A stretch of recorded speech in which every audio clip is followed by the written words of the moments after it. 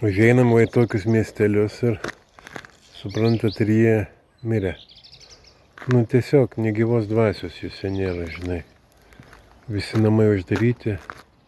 Nežinau, ar čia kas nors yra juose dabar ar nėra. Bet labai keista būna toksai tyla spengia, žinai, niekas. Aš nežinau, kur tie žmonės gal važiuoja, gal į darbus turi kokius ir kur nors toliau miestuose. Čia Burgosas 60 km yra. Nu, bet net nei lauko, nei kur, žinai. Ir šiaip tai uždarytos langinės arba ištrauktos užuolaidos. Tai toksai, nu, nežinau, mes kažkaip vis tiek kažkokiam sode ar kažkur mašina stovi kieme pastatyta. Gal nei šviesa kur dega, nei ką, žinai. Toksai va. Kai kada statybininkai ką nors daro, dar būna. Žinai, bet šiaip tai eini kaip per kokį ištuštėjusią miestą. Visiškai. Laukia eglės, viena ateina.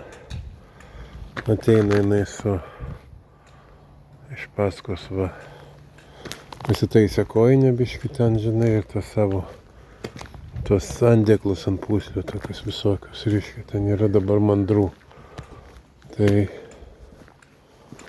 čia rodiklės tiesiai rodo.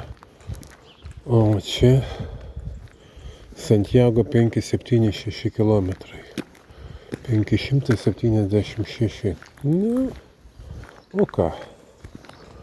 Nu va, ir va namas, va. O kažkokia moteriškė viduj ten kažką daro prie stalo. Bet va ištrauktas langinės, visiškai nieko nėra. Kada jie išvažiuoja, kur jie eina, kokius darbus. Nu, tai neaišku. Tai nieko, čia šiandien nedaug tų kilometrų. Pakankamai daug tų miestelių aplinkui. Tu pakeliui, kas keli kilometrai, vis kur nors įeiname.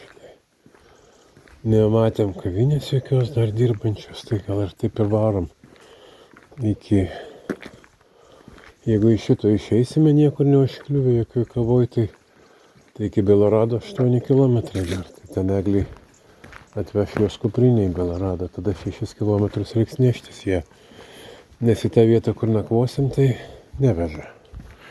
Per mažas miestelis. Nu va, tai taip.